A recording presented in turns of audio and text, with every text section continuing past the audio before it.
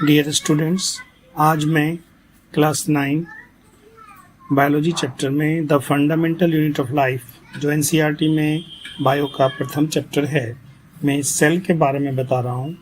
Cell शब्द का प्रयोग आते ही सर्वप्रथम रॉबर्ट हुक का नाम आता है।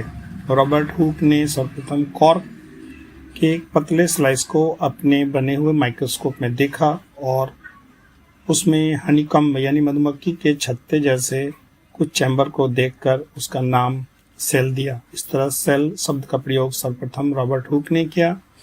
उसके बाद एंटोनी वॉन लीeuwenhoek ने अपने थोड़े एडवांस माइक्रोस्कोप में लिविंग सेल्स को देखा, जिसमें amoeba, nerve cells, fat cells को उन्होंने देखा।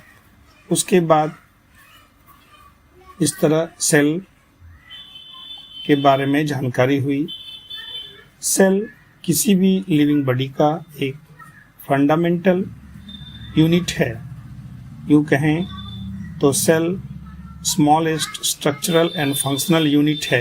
यह शरीर का सबसे छोटी इकाई है जो किसी भी जीव के सारे कार्य को करती है। एक अमीबा को लें, पारामीशियम को लें, जो यूनिसेलुलर होता है, उसमें वे सारे कार्य होते हैं जो एक लिविंग बॉडी में होता है।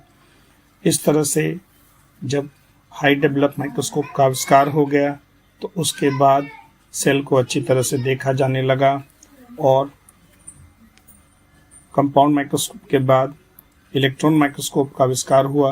इलेक्ट्रॉन माइक्रोस्कोप के आविष्कार के बाद सेल पर और गहन स्टडी होने लगा, जिसमें सेल के आंतरिक भाग, इंटरनल पार्ट्स जैसे सेल मेम्ब्रेन, माइटोकॉन्ड्रिया सभी को देखा जाने लगा और इस तरह से सेल के इतिहास में एक क्रांति सी हुई।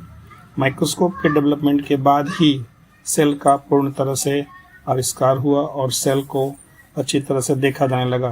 सेल के स्टडी को हम लोग साइटोलॉजी या सेल बायोलॉजी कहते हैं। सेल बायोलॉजी के अंतर्गत हम सेल और उसके अंदर पाए जाने वाले सभी माइक्रोस्कोपिक स्ट्रक्चर का स्टडी करते हैं।